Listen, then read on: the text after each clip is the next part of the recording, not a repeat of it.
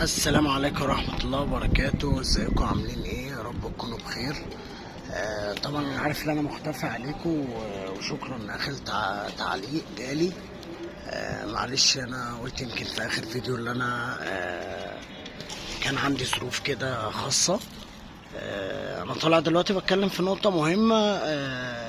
في ناس كانت بتسأل هو الحمام الزاجل ممكن يتربى تاني في مكان بعد صاحبه؟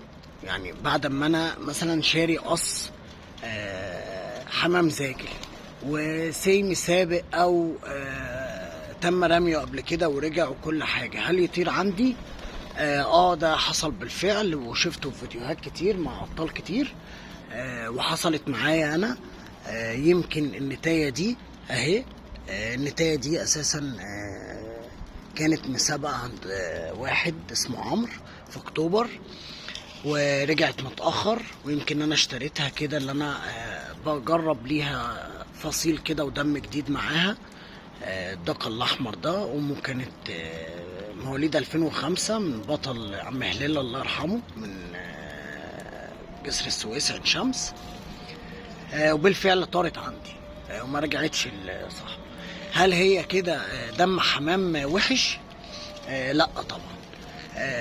الزاجل عمره ما بينسى بيته الاولاني او بيته التاني. عامة بيبقى وفي، يعني لو ارتاح في المكان اللي هو فيه خلاص ممكن ينتج وممكن يطير عند صاحبه الجديد ويعمل فصيلة ويعمل ولدة جديدة وكل حاجة عادي.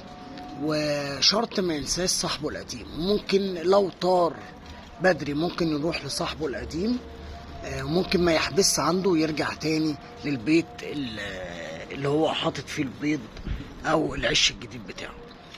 ده كان فيديو سريع كده بخصوص هل الحمام الزاجل ينفع يطير عند شخصين او يتربى عند شخصين. وبيبقى على فكرة من الحمام الممتاز والحمام الحنين والحمام اللي دمه كويس.